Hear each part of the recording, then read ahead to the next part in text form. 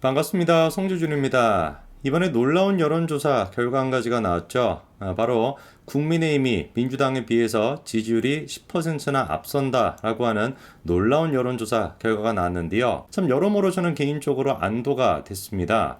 총선이 지금 1년도 채 남아있지 않은 상태인데 얼마나 우리가 답답함을 느껴왔습니까? 진짜 민주당에서는 터질 수 있는 악재라고 하는 악재는 다 터졌는데 정치라고 하는 테마에서 우리가 상상할 수 있는 범죄 혐의 그리고 상상할 수 없었던 범죄 혐의까지 다 터진 게 지금의 민주당의 모습이었는데 그런 민주당에 대해서 35%나 지지율이 유지가 됐었고 심지어는 국민의힘의 지지율이 떨어져가지고 저런 민주당을 상대로 우리가 뒤처진다 이런 얘기까지 나오다 보니까 이거 진짜 어떻게 해야지 우리가 지지율을 역전할 수가 있는 것이냐 농담조로 우리가 했던 얘기처럼 농담인지는 모르겠지만 이재명이 사람을 시멘트로 채워가지고 드럼통에다가 넣어가지고 바다에 던져버렸다 이런 얘기라도 발견이라고 해야 됩니까? 이런 얘기라도 나와야 그래야지 지지율이 역전이 되는가 이 정도로 우리가 참담한 심정이었는데 드디어 이번에 국민의힘이 10%나 앞선다라고 하는 기사가 나오니까 얼마나 우리한테 이게 큰 힘이 될 수가 있겠습니까? 자, 일단 기사를 좀 보니까요.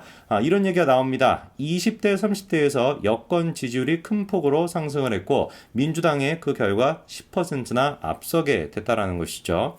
근데 이번에 여론조사를 한 곳에서 한 것이 아니라 여론조사 4개사가 한꺼번에 조사를 해가지고 발표가 나온 겁니다. 그 결과를 보니까 국민의힘이 35%, 민주당이 25%. 이 정도는 돼야 우리가 좀 받아들일 수가 있죠. 그래 한 25% 정신이 좀 나가 있는 사람들이 25%쯤 된다. 이거는 좀 상식적이라고 볼 수 있을 것 같습니다. 자, 그리고 이제 과거 2주 전에 나왔던 여론조사랑 비교를 해보니까 국민의힘 같은 경우는 4%가 올랐고 민주당은 1%가 내렸다라고 하는데 요거를 통해서 우리가 또 확인할 수 있는 거는 지금 민주당을 지지하고 있는 25% 정도 되는 개딸, 그 개딸은 완전히 그냥 부동층이라는 것이죠. 이재명이가 아까 말씀을 드린 것처럼 사람을 어디 드럼통 같은 데 넣어가지고 버렸다라고 하는 얘기가 들어간다라고 해도 그런 얘기가 나온다라고 해도 이재명을 지지할 법한 사람들은 25%고 아예 그냥 그거는 변화가 없는 것이고요. 이번에 국민의힘의 지지율이 크게 오를 수 있었던 거는 뭐 때문이라는 거예요? 무당층. 어느 당도대가 지지하지 않는다라고 했던 사람들이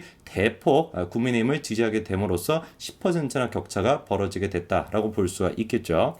20대 같은 경우는 지지율 변화가 지난번 같은 경우는 국민의힘이 20% 민주당이 19%였는데 이번에 같은 경우는 27% 민주당이 17%가 됐으니까 큰 폭으로 20대의 지지율이 올랐다라고 볼 수 있고요. 이거는 30대에서 더 두드러지게 나타납니다. 지난 조사에서는 국민의힘이 20% 민주당이 23%였는데 이번에는 국민의힘이 30% 민주당이 27%로 역전까지 됐다라는 것이죠.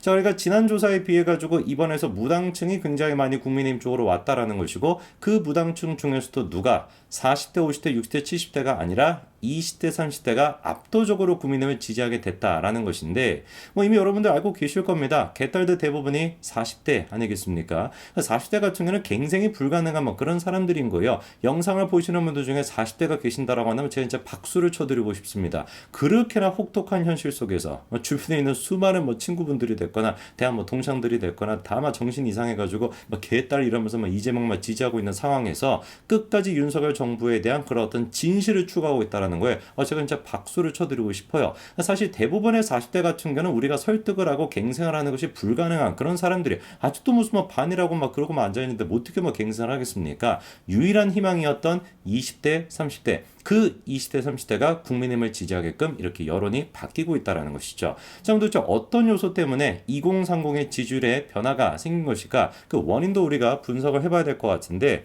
일단 이런 얘기가 나옵니다. 공정, 민주주의, 도덕성, 민주당이 강조했던 가치들이 무너지게 되면서 2030이 민주당에 대한 일체감을 못 느끼고 있다. 민주당을 지지했던 사람들이 이탈한 결과다. 이렇게 이제 평가가 나오고 있는데 공정, 민주주의, 도덕성 너무 좀 큰 테마 아니겠습니까?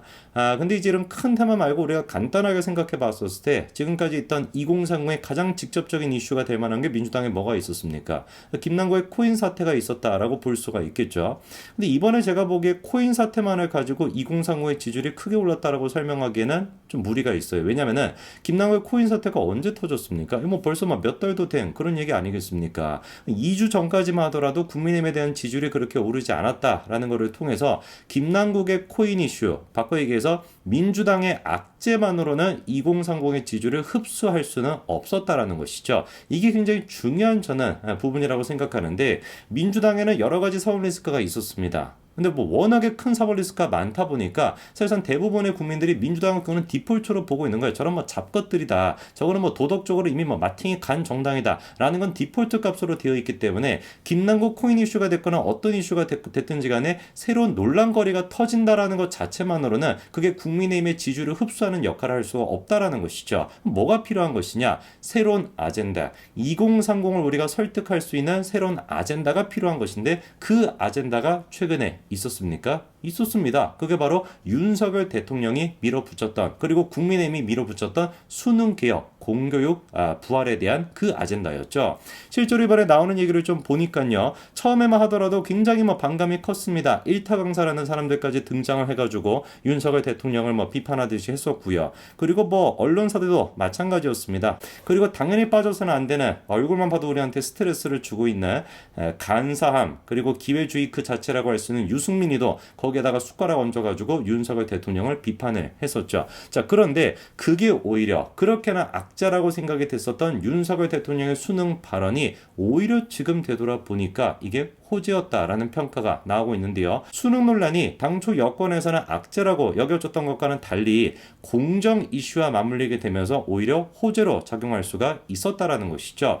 원래는 민주당이 가져갔어야 되는 그런 이슈입니다. 공교육 정상화라고 하는 게 지금까지 뭐 정교조가 됐거나 뭐 민주당 쪽에 있는 인사들이 하나같이 그런 어떤 공교육 정상화에 대해서 목소리를 내오지 않았습니까? 근데 이번에 이제 윤석열 대통령의 발언을 통해 가지고 공교육 정상화라고 하는 이슈를 누가 가져가게 된 거예요? 국민의힘이 가져가게 된 것이고 거기에다가 추가적으로 사교육 강사의 수백억대 연봉까지도 알려지게 되면서 2030의 감성을 자극하게 된 것 같다. 이런 평가가 나오고 있습니다. 2030 같은 경우는 윤석열 대통령의 메시지에 공감하고 있다는 겁니다. 이미 우리는 수능에 대한 경험이 있고 그리고 사회생활에 대한 경험까지도 갖추고 있습니다. 이성과 감성이 어느 정도 조화를 이루고 있는 그런 상태인 것이죠. 그런 맥락에서 봤었을 때 윤석열 대통령이 저렇게 공정에 대한 이슈를 가져가고 공교육 정상화를 시키고 그리고 수능에 뭐 킬러 문항이라고 하는 거 말도 안 되는 그런 문제를 통해 가지고 뭐 학원 강사들부터 시작해서 막 카르텔까지 있다 뭐 이런 얘기까지 지금 나오고 있는 상태인데 이거에 대해서 2030에 공감하고 있다 보니까 윤석열 대통령에 대한 지지율 변화로까지 국민의힘의 지지율 변화까지 이끌어낼 수가 있었다라는 것이죠. 저는 여기서 한 가지 중요한 포인트를 또 지적해보고 싶은데 그게 바로 이제 지금 민주당이 밀어붙이고 있는 후쿠시마에 대한 선동 문제입니다. 과거 같은 경우는 이런 것들이 통했을 수도 있죠. 실제로 재미를 좀 많이 봤었습니다. 사드 전자파에 대한 저렇게 뭐 춤추고 지금 막 흥겹게 그냥 생쇼를 하고 있는 거 지금 보더라도 역겨운데 저런 모습을 통해서 재미를 좀 봤었죠. 그리고 그 전에는 광우병까지도 있었습니다. 지금까지는 대한민국 정치권에서 그렇게 어떤 민주당 그런 밑에 있는 떨거지들을 중심이 돼가지고 연예인들까지 가세를 해가지고 저런 식의 선동이 먹혔지만 지금 2030 게다가 MZ세대한테는 이런 게 먹힌다? 절대로 먹힐 리가 없다라는 것이죠. 지금의 MZ세대는 태어날 때부터 그 스마트폰이라는 걸 손에 쥐고 태어난 그런 세대입니다. 그러니까 민주당이 말도 안 되는 선동을 했었을 때 과거에는 유튜브도 없었고 뭐 제대로 우리가 그걸 확인 작업도 못 했었는데 지금은 전혀 그렇지가 않죠. 헛소리 한다? 바로 인터넷 검색을 통해 가지고 이거 사실이 아니네? 라는 거를 즉각적으로 판단할 수 있는 게 MZ세대입니다. 여러모로 우리가 종합을 해봤을 때 지금의 민주당이 다음 총선에서 이끌어갈 수 있는 아젠다가 있을까요? 없어요. 지금 민주당이 밀어붙일 수 있는 거 후쿠시마 저거 뭐 처리수에 대해 가지고 선통하는 거 저거 말고는 없습니다. 근데 그게 통할 리가 있겠냐고. 당연히 통하지가 않는 것이고 민주당이 선거를 치를 수 있는 유일한 기반은 지금 개딸들 25% 한낱 그런 어떤 그 조금의 어떤 모래알 만큼밖에 안 되는 그런 어떤 25% 정도는 개딸밖에 없는 것이고 무당층이 됐거나 어떤 뭐 보수층이 됐거나 이 모든 연령층에서는 윤석열 정부에 대한 지지를 분명히 이끌어낼 수 있을 겁니다. 글쎄요. 이번에 나온 여론조사를 통해서 민주당이 어떤 변화를 보일지 한번 지켜봐야 되겠습니다만 확신컨대 민주당의 변화는 없을 것이고 과거로 회귀해서 또다시 후쿠시마 처리수로 선동만 해댈 것이고 그 결과 총선 폭망밖에 나오지 않게 되겠죠. 민주당이 변화를 할까? 당연히 변화하지 않을 것입니다. 이거는 제가 확신할 수 있습니다. 여기까지 말씀드리겠습니다. 감사합니다.